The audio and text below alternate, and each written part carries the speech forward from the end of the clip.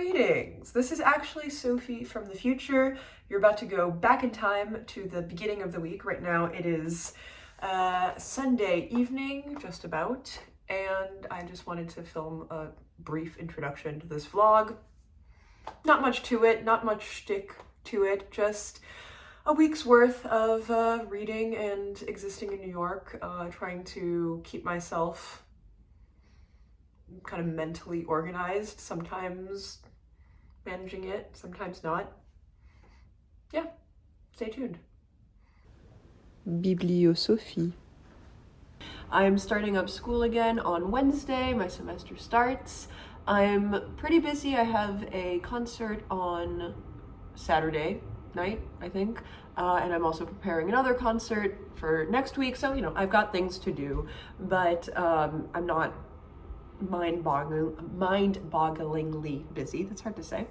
Also, I have a very YouTube-y sort of goal in mind, which is to be a little bit more functional about my schedule. I'm not going to start getting up at 5 and exercising and drinking green juice or something.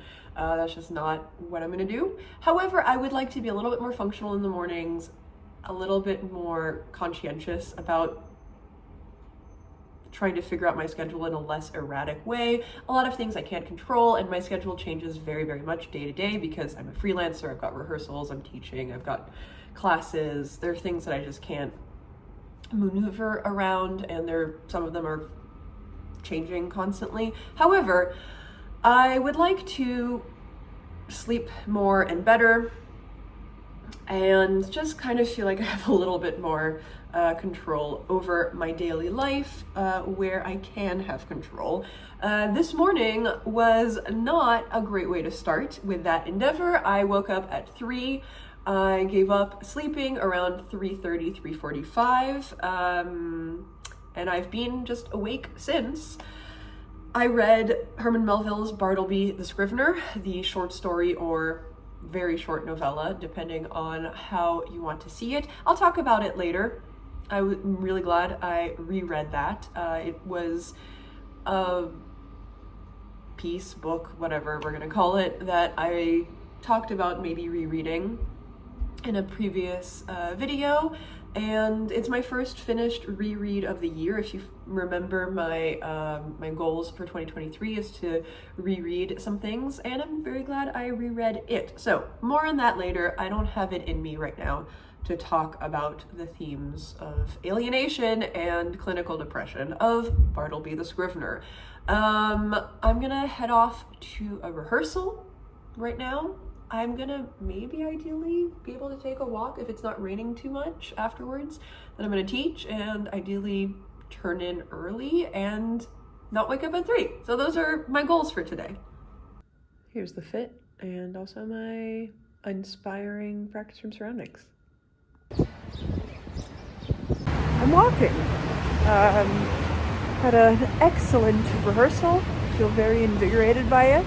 I was flagging beforehand, but feel good, and it's not raining, so I'm walking. Life is good.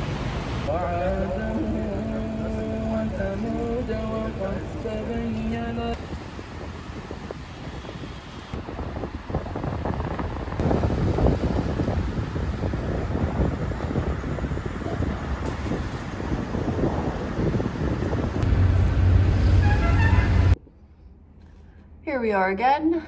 I'm done with my day. I just finished teaching a French conversation class, took care of some logistical stuff that I'm kind of behind on, and yeah, I'm tired. I ended up walking home from rehearsal from Midtown, which, if you know your New York geography, to Brooklyn is a goodly ways, and especially to my part of Brooklyn. I ended up walking something like 11 or 12 kilometers, and I'm quite tired. I'm very, very glad I did. I was listening to Boards of Canada and Olivia Laing's The Lonely City, and it was all just very beautiful and a little lonely and a little melancholy, but mostly just very, very nice. So it was really good to feel in love with my city. I need to wash my hair. but I am having fun playing with its current greasy shape because I can look like this now.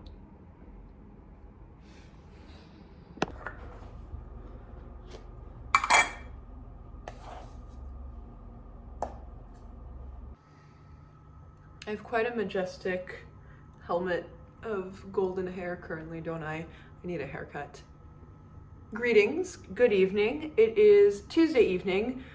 For those of you following along at home about how I'm sleeping, the answer is poorly. I also, again, woke up at 3 this morning and I got up around 3:30 or 4. I did manage to get back to sleep for a couple of hours. So we're in better shape than yesterday, but goodness gracious, this is unimpressive. I don't know what's wrong. It's fine. I did manage to get some useful stuff done today. I taught this morning, I had a rehearsal, I took care of some stuff that I didn't want to take care of, some appointments, some stressful appointments. So we're not doing too badly. Let's talk books for a second. That was too big of a sip. As I mentioned, I read Herman Melville's Bartleby, or Bartleby the Scrivener, which I loved. I had read this in high school. It's very much a required reading sort of text. And I remember being really struck by it.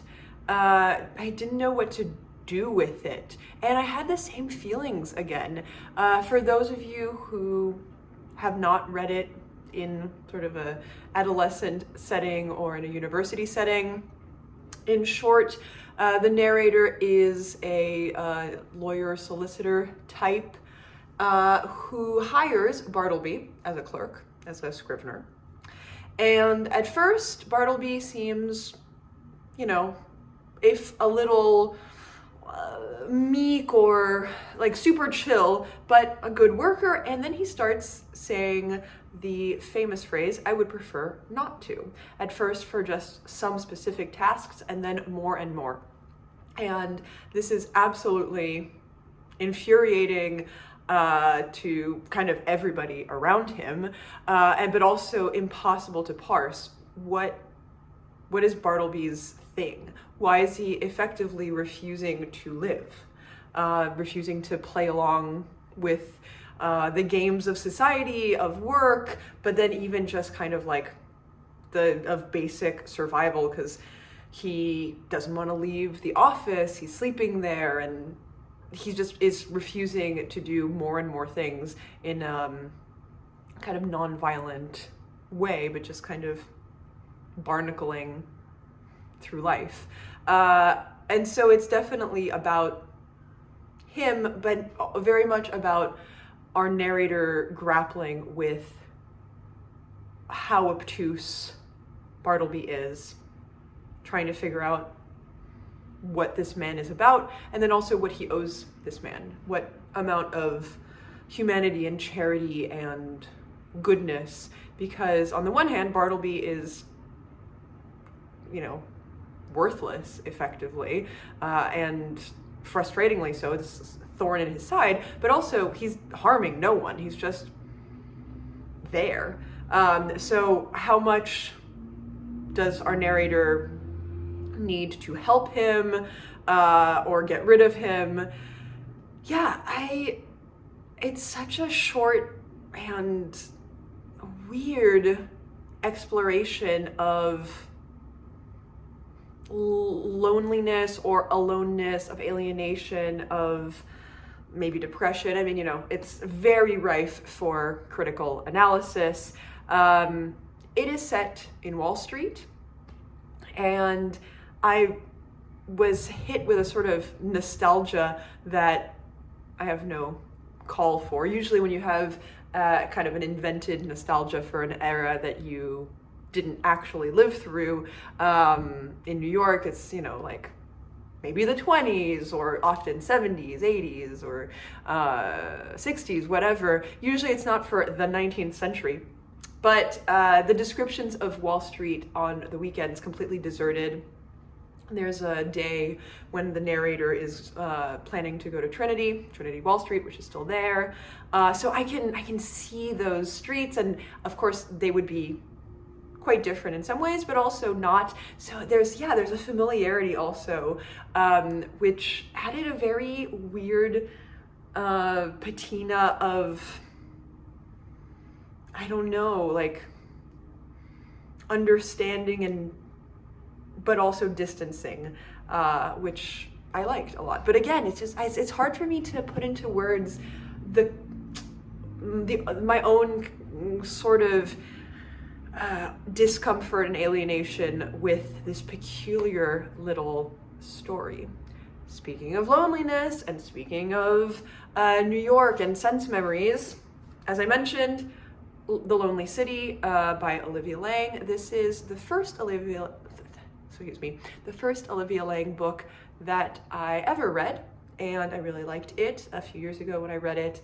And I'm really enjoying, and sometimes also having a hard time being kind of gutted by rereading. I'm about halfway through. As I mentioned in some footage from yesterday, I'm also listening to the audiobook of it partially, so I'm kind of alternating. My audiobook is going back to the library, I think, in the next couple of days, and I can't renew it. So I'm probably going to finish it off purely on paper. This is Laing's exploration of New York as an epicenter of loneliness for artists, for writers, especially visual artists. The first section is on Edward Hopper and Andy Warhol.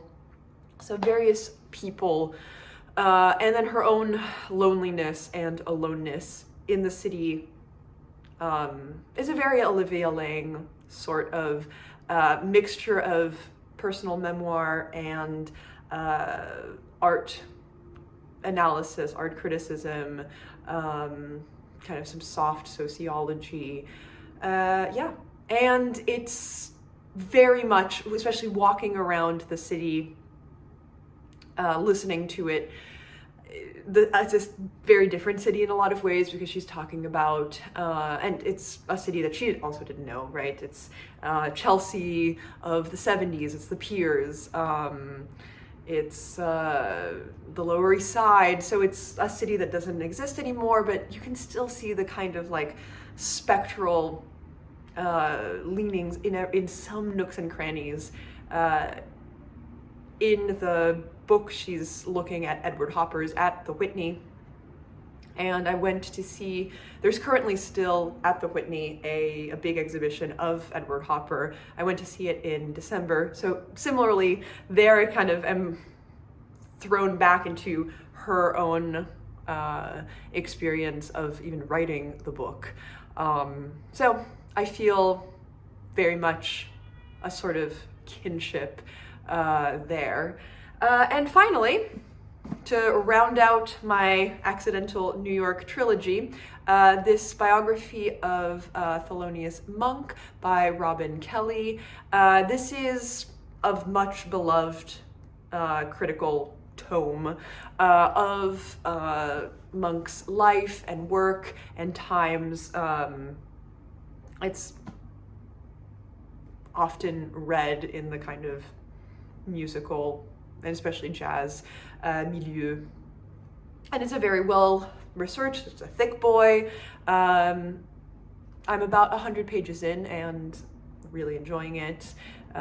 It's as much about specifically Monk and his work as it is about his surroundings and the different kind of cultural time periods in New York, the tail end of the Harlem Renaissance, but then into like bebop, and the different surges of musical trends in jazz. And it's great. So those are my things. I didn't end up drinking any of this because I was talking. So oder so hat Blau positive Effekte.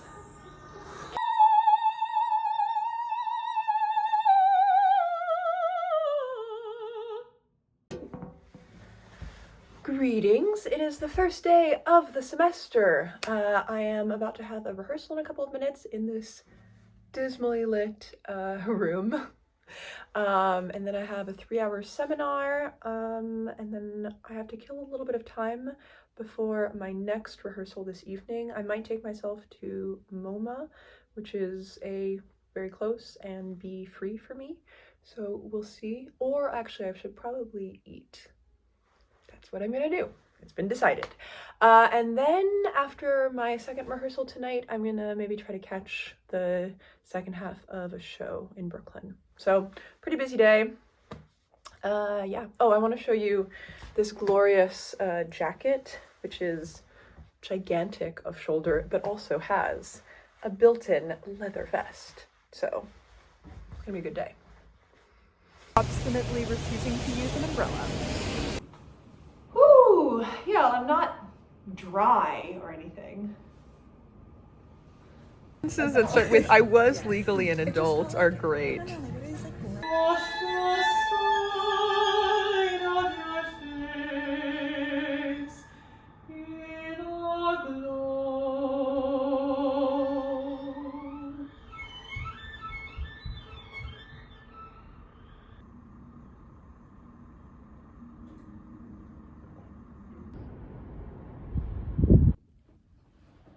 Hello, hello. I figured I would take the last moments of sunlight to talk a little bit about reading. There's not much to update on. I don't think I read anything at all yesterday.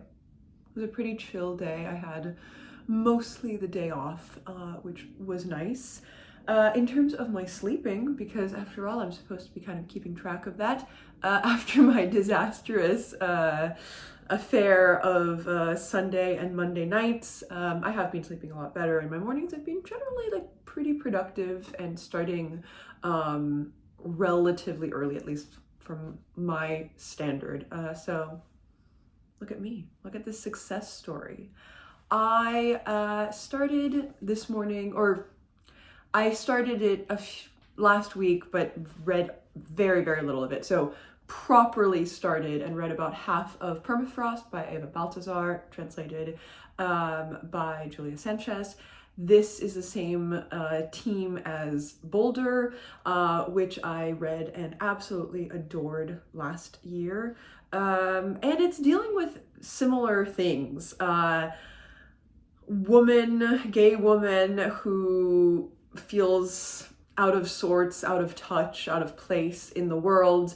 This one is actually sort of similarly moving from place to place and having a hard time making connections, and also not wanting to make connections with various people, her family, her lovers, wondering about her roles within those relationship dynamics.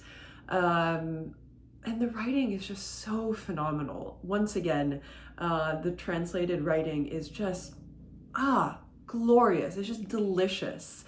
I have taken so many photos of so many pages because it's a library book, so I can't underline. But for instance, just this simple sentence, some individuals can only grow as amputations. It's just hit after hit in this one. So thoroughly enjoying my reading experience of this one as well. Speaking of Boulder, I foisted it upon a friend of mine last week. We literally went to the library together, and I had seen it in the periphery of my eyes on a previous visit, and I was going to foist Orlando upon them anyway, and then I also thought, but also I'm going to give you Boulder and you will like it. They read it and they did like it, so I feel vindicated. The internet is not wrong. I am gonna go to a rehearsal in a little bit. I have a dress rehearsal for my concert tomorrow, and I'm gonna have to practice and also get dressed. I did put on makeup for the occasion, so I'm feeling pretty gussy. Oh yeah, and obviously I got a haircut yesterday, so, I'm taking care of things. I always feel like I'm behind on a bunch of necessary things. I'm not the only one, of course. I think it's kind of the forever trap of being a basically adult person, to constantly feel like you have all of these things weighing down on you that you need to get to. But at least I'm taking care of some things here and there.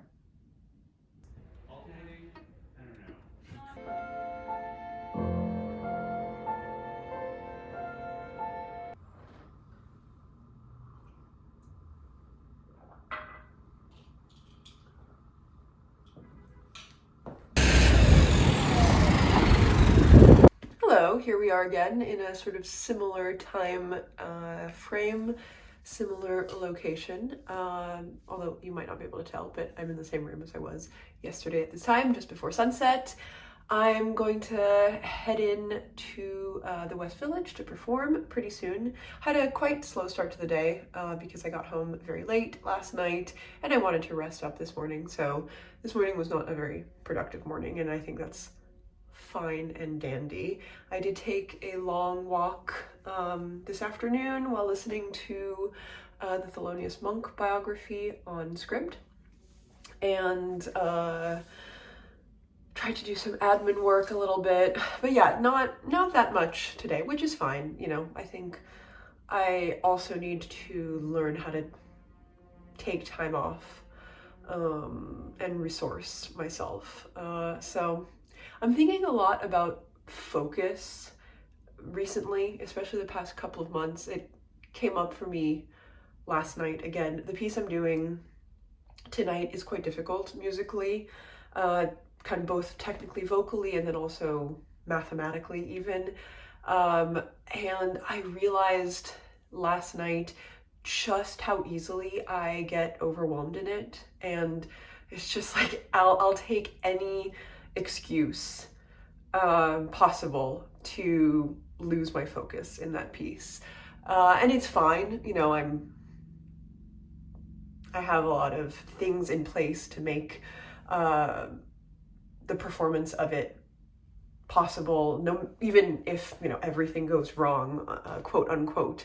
But yeah, I don't feel in the zone with this piece a lot. And I would love to. So I don't know if I'm going to manage that tonight. I've performed it before. It went very well. Yesterday was good too. So, you know, even when things are not optimal, it's perfectly fine and good. But I'm thinking a lot about how I can kind of have a colder head about kind of everything, actually, but especially in performance. You really have to keep moving forward, and I do, but I would love to be able to do it even more. So I'm not sure what I can do in my preparation or even just my mindset to make that more possible for myself. That's, I think, going to be the theme for me of this semester a lot. Once again, very busy, but how can I be very busy in a way that doesn't just feel constantly like I'm eking out success, and that I'm actually like making success on my own terms, as opposed to just sort of surviving and kind of being good enough despite myself in some ways. So yeah, those are my thoughts on this now cloudier evening, but it was a really gorgeous day today, which helped. I liked that. I'm quite happy with my concert outfit, I have to say. With a like cloud of milk in it.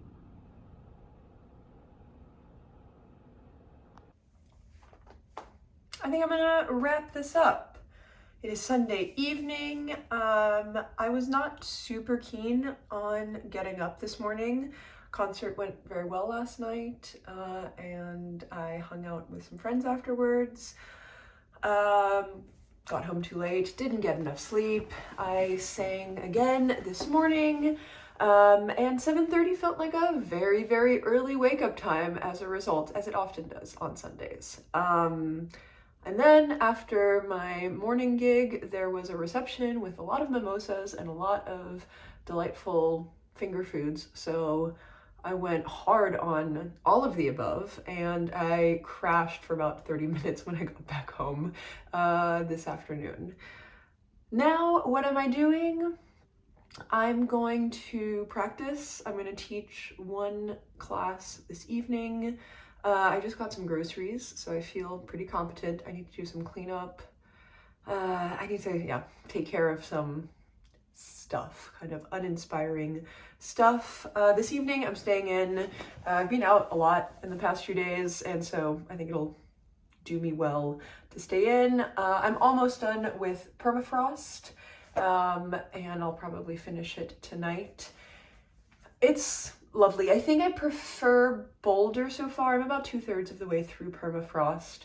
As I mentioned, it's very similar in some ways. I noticed that there's a postscript. What's the word?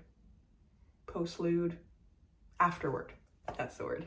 Afterword by Julia Sanches about translating. So I look forward to reading it. It's, sad and melancholy. A lot of sad and melancholy reads this week, which, it's one of the tenets of my reading interest, so it's not shocking or anything. I haven't finished The Lonely City yet, but I suspect I will in the next week or so. I'll probably wrap it up as part of a January wrap up. I'm not going to finish the Thelonius monk biography before the end of January, I don't think, because I still have a good chunk of it left to read. So yeah, that's been my week. I've been pretty proactive, pretty proficient, pretty productive, all of the pros. I still feel like I'm living in a kind of untidy nest of stuff. In some ways, literally, I feel like my living space is not as tidy as I would like it to be, too cluttered. It's fine, honestly, but I think it's this kind of psychological thing where I'm feeling very hemmed in some ways or something, or constantly on the precipice of losing it. I think that's the thing. I'm feeling constantly like I'm holding it together, it's fine, everything's great, and like the other shoe is gonna drop. I think that's the idiom. So I'm gonna continue to try to keep myself a little bit more relaxed even. It's less about being kind of constantly productive and actually just like a little bit more chill and comfortable. In terms of reading, I was thinking about this morning.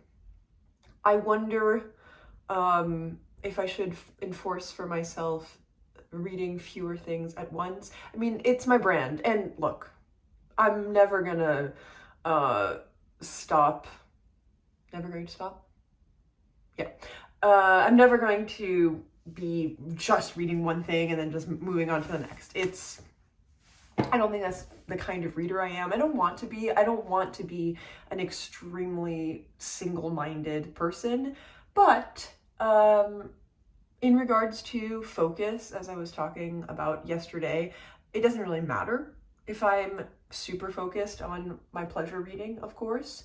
And part of the ways I like to read is to make a lot of connections between things, and that's not going to change. I don't want it to change.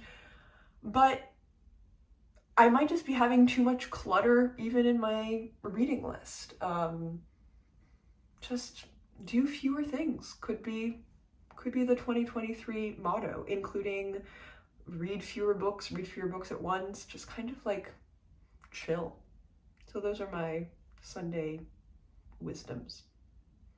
Bye.